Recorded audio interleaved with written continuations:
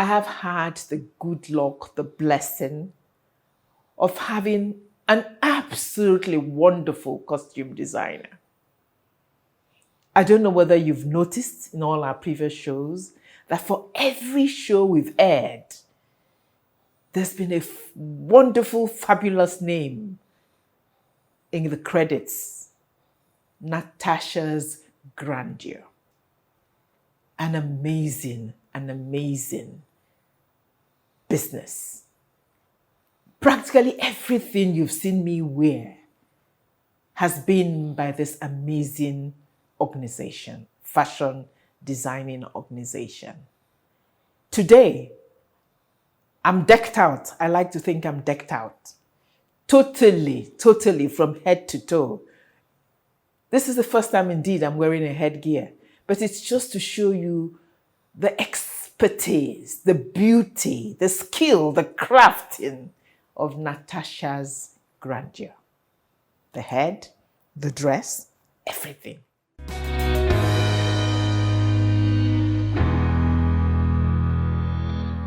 Welcome once again to The Sage.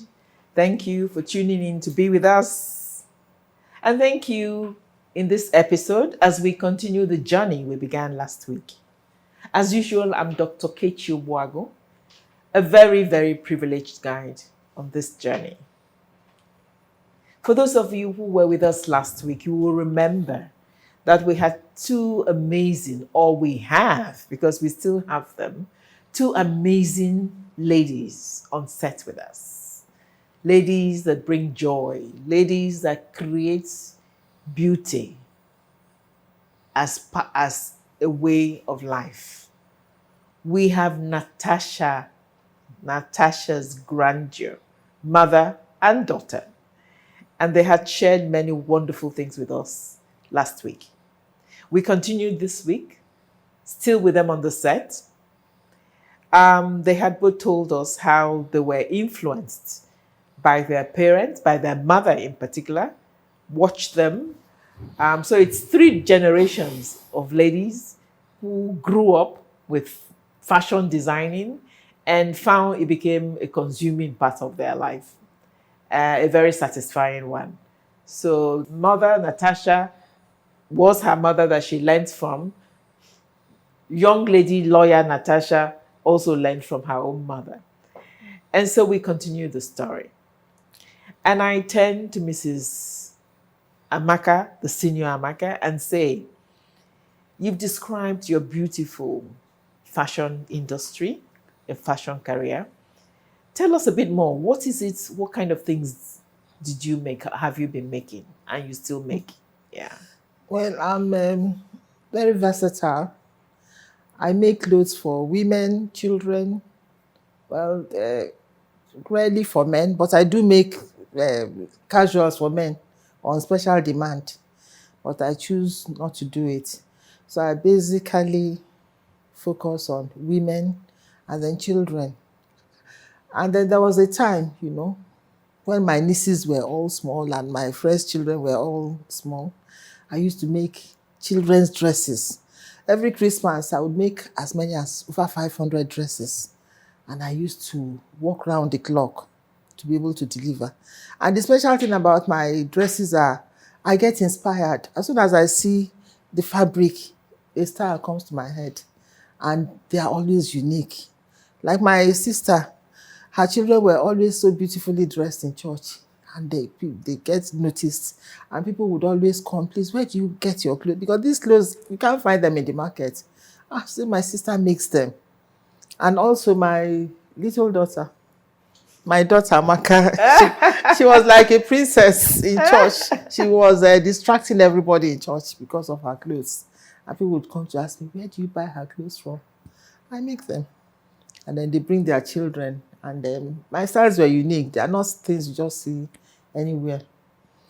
And then for the women, I make from wedding dresses. There was a time, all I did was I could be making like 10 wedding dresses at the same time. It was hard work. And then it tapered off.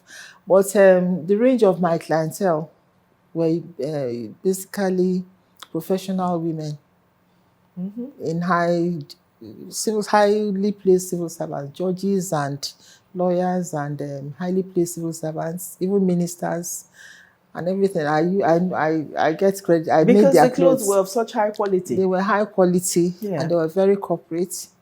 And I don't want to mention names, but I've made for quite a number of famous women, prominent women. And sometimes they will just buy, they may buy a dress from Paris and then bring it to me and ask me to copy. And I always copy it beautifully because I work with patterns, like I said, and you are really professional when you work with patterns. And that's what most Nigerian tailors don't know how to do. You can't just use chalk and then draw on cloth and cut. It can never come out right. So what do I like making? I think I like challenges. When I see styles that are very technical, I love the challenge. I like to do it, decipher, interpret the design, and then reproduce it. And I'm so overjoyed if it turns out right. If it doesn't, I don't mind going to buy the fabric afresh and start again, because I can always detect what the problem is. So I don't have any favorite type of clothes. I just love making good dresses, whether it's corporate or for parties or for children. Just anything that is good and lovely. And I've really enjoyed myself making them. And most importantly, there was a time I taught for a few years. I remember in the classroom, one day I used to teach mathematics. That's all I've always taught, mathematics in school. And then that day, the children were so distracted. I thought I was teaching algebra or geometry or whatever. And then they were all whispering. I said, these children are so well behaved. They are really listening to, because normally most people don't like mathematics. And finally, one old little girl came out, excuse me, Mrs. Ukuta, this dress you're wearing, is it bought or made? My goodness, I was So I they was were so actually furious. looking at your clothes. That was the excitement. Because it was a common Ankara material that is sold everywhere. But here, our teacher is wearing it and it's so tailored. Looks like ready-made, like Nigerians would say. And then I told them I made them. They say, I told you. So that's it. That's my journey in dressmaking.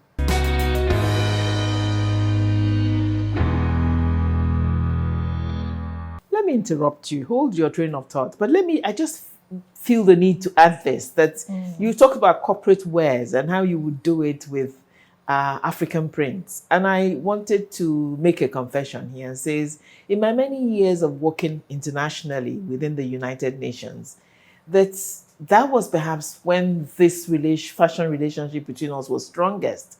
I used to be, now I've learned the word fashionista, considered a fashionista across the world, because I had beautifully tailored corporate clothes, all from African prints. And Natasha Grandeur was behind it. So I didn't worry about competing with others internationally. They never had the African prints. So when you come in a beautifully tailored suit, skirt suit, or ashoke, or even an evening wear that had an akwete or a normal African print, and it was made beautifully from it, people were wowed. And so it helped me a great deal, a lot of confidence. There's nothing that makes you feel as confident and eloquent as being sure you were well dressed. So I thank you for all those years. Thank you. So now I thought you can go back to what you were saying. I stopped you when you were talking about you loved making corporate wears from African prints and so on. Yeah, and I'm making casuals too. Working generally with African print. You can make casuals, evening wears, corporate wears, and then ordinary work clothes. Yes, my journey through sewing has been wonderful. Apart from sewing too, I said I'm basically an artist. I love colors.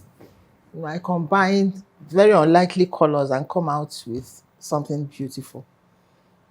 And serve in my course of my life, I've done interior decor for so many friends. I haven't really done it professionally too much, but like friends and family, when they want to decorate their house, would call me to give them ideas. So it's been my journey with art has been very interesting. But my only regret is that, you see, I feel, do I say nostalgia, or I feel that I would have liked to draw. Sometimes I just watercolor paintings, because my work in secondary school used to be on display all the time. Without, this is an inherent, it's innate, something Yeah. you don't force. It comes like Picasso and all these famous artists. They never went to school to learn how to draw. It's just there in their mind. You see, I can picture something and I'll put it down on paper. I'll put down your face on paper and I get your face. So this is just expressing myself, expressing You the feel passion it's in an me. area of you that has not been fully explored. No, Yes. I wish, but sewing is full time. So what I miss is, drawing and painting. I don't know whether I'll ever have time to go back to these things. Let me take you up on that and say that what I have learned is that actually, there's always time, you know. In the native language, they say tabubo, today is early enough. And that's for part of the advantage of growing old. You and I are the sages, Amaka, these are the young ones, is that I have actually come to think that at any age, you can turn to that passion that you haven't developed. And I think now that you're perhaps doing a little less of the sewing, and people like Amaka are coming along to hopefully someday take over, you can relax and do more of the painting and drawing that is you. I hope I'll be able to Yeah. do that. Let me promise you one thing on this show in front of many witnesses. The day you do that and run an exhibition of your work, we will feature it on this show. Thank you. That's a promise. That's an Hold inspiration. me to it. It's an inspiration. It's an inspiration to indeed draw. To Draw do what it. you want. Use your pencil. Go back to those things you're doing, and we will come back on this show and celebrate with you. Thank you. Before I turn to Amaka for the last bits, let me say, what do you think have been your greatest challenges? Well, being a Nigerian, living in Nigeria, working in Nigeria, everybody understands this. It's power. You can't run a business. You can't run a successful enterprise because of electricity. I've had to generate. In fact, where I live now in Lagos, I generate my electricity for work 24/7. It's terrible. Pray that it will change. So you spend so much money on running your own electricity, I'm always buying generators, and it eats into your profit. Yeah, you work so hard and you never really enjoy it. I picture a situation where I always have power I have a lot of machines, but I can't even put it in full use because I don't have enough. My gen is not big enough to power everything. So you see, it really makes you work at much less capacity than you should. So I think that's the biggest challenge working in Nigeria. That needs underscoring. It's a plea. It's a plea. I'm not sure a desperate plea to who, government, everybody. That's for us, enterprise, for everybody in this country, for us to indeed succeed and excel. We must find a way around this problem. I know we're stating the obvious, but can you imagine the profits, how successful this your beautiful creative talents, the heights it could have risen to if you didn't have to spend so much in terms of overheads, in terms of generating power, in terms of powering your many machines. It's such a tragedy. And so we will keep saying it. It's important to underscore things like that in a program like this, because it's not just you, it's so many other businesses out there who desperately need the infrastructure support, the policy environment that will allow them to succeed better. So thank you for bringing that up. It's so important. Let me now turn to Amaka and say, for you, first of all, as a young mind, a young lawyer, and since I've known you, I know you're a brilliant young mind. You must have ideas about what can be done to improve mommy's business, apart from the marketing strategies that you're putting in place, the change in style and so on. But perhaps ideas about this power problem and so on and so forth. And also ideas about how what is being produced can indeed become more profitable. Yes, I do. So apart from social media, rebranding, restructuring is also part of rebranding, which I haven't fully done. It has been discussed a number of times. Restructuring in terms of bringing new minds, partnering with different young people, and seeing how we can maneuver the challenges, because businesses do thrive, but a lot of businesses go underwater at the end of the day. No matter how much they try, something just hits them and the challenges are too heavy. But I intend on looking for ways to make sure we cross the hurdle. I mean, mommy's business hasn't sunk, but she's just manages to keep it afloat. But I want to rise above that. I want to take it up to the next level, because it deserves so much more acknowledgement, it deserves so much more recognition, and she deserves so much more because she has worked so hard for so many years and so excellently well. So partnering, restructuring, I am getting to work with the right people is hard, because you need trust and you need hard work. And a lot of people may just want the fast way, but I need to be careful to partner with the right people that have the same ideas as we do, and also have the same drive and passion. So we don't just go into the next brilliant idea and investor, and then everything turns into something else we don't recognize. So looking for a right partner, investors, to see how we can face this power challenge head on and rise above it. I believe we will get there, because it's been a challenge for so long, and probably I was too young to do anything before, but now getting older, I can do so much more, and I intend to do so much more. Hold her to that promise. Definitely. I've started somehow. I mean, that's wonderful, and I know that you will live up to it. You're a determined and very hardworking young lady, and you will live up to it, so that even in mommy's lifetime, she will be able to do less, invest more time in her artistic career, but also watch Natasha's grandeur be what it truly should be. And I also think that for our viewers out there, it is businesses like this that those of you who think you have extra cash can actually invest in for a profit, as for a share of the profit yourself.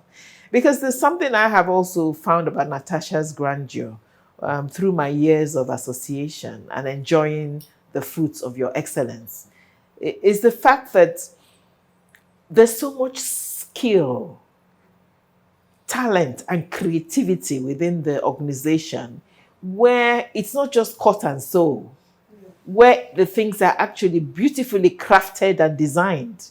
Patterns are produced mathematically for them. And that is a skill I think mommy still needs to impart to the next generation. So if I were the one, I would even say a training school should be part of what you guys do. Or even making patterns for sale. Making patterns for sale, training school where you actually train many of our budding tailors in those finer arts of designing and producing the fashion, the clothes.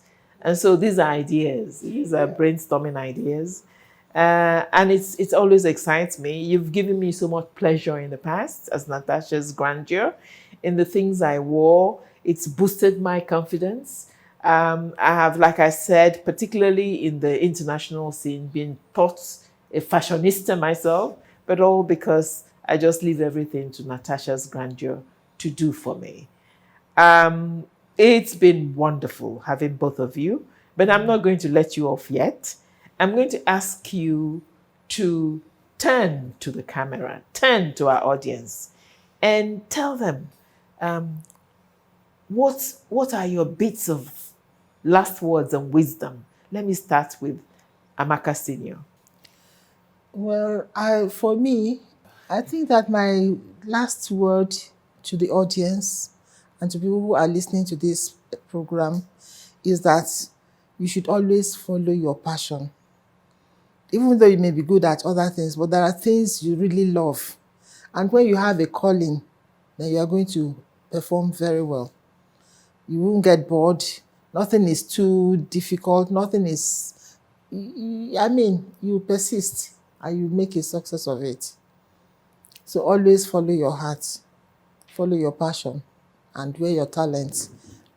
Discover your talent and then make the most of it. The sky is your limit. Thank you. That is beautifully said. I will recapture that. Amaka, what about you?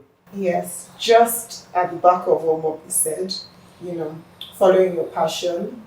I would like to add your passion can transcend into being your profession. And even if you don't start off with your passion being your profession, if your passion makes you happy, still hang on to it until you're able to fully explore that passion. Because in life, no matter how hard you work, you need to be happy to fully enjoy yourself and your life on earth. I'll use myself as an example. I'm a lawyer. I've always loved fashion and creativity. I love law, but I did not do it with fashion. It still makes me happy on the side. And eventually, I do hope I am able to juggle both of them, which I love. I'm being stingy, but I don't care because I know I can do it. And who knows, I may drop law for fashion, or I may just run beautiful enterprises in both law and fashion, which is actually what I intend to do. So as much as you should follow your passion, if you find yourself in another path that is not what you want to do, maybe, or you think you have to study this first, go ahead and do it. It's never too late. It can never be too late for you to follow your passion. As long as you know what you want to do and you know it to make you happy, hang in there. You will do it. Thank you to these two wonderful, wonderful ladies, two beautiful ladies, because they have captured totally some of the point I made at the beginning. When I said that I believe that the good Lord put each of us here with a dream, a passion that is ours. And the only way to be truly happy and productive on this earth is to discover that passion and follow it. It's also common sense. If you do full time and devote all your time to something you don't like, you're unlikely to succeed because you're not happy doing it. You will not be very productive. And so I thank them so much because they have said it better than I could ever say. Follow your passion.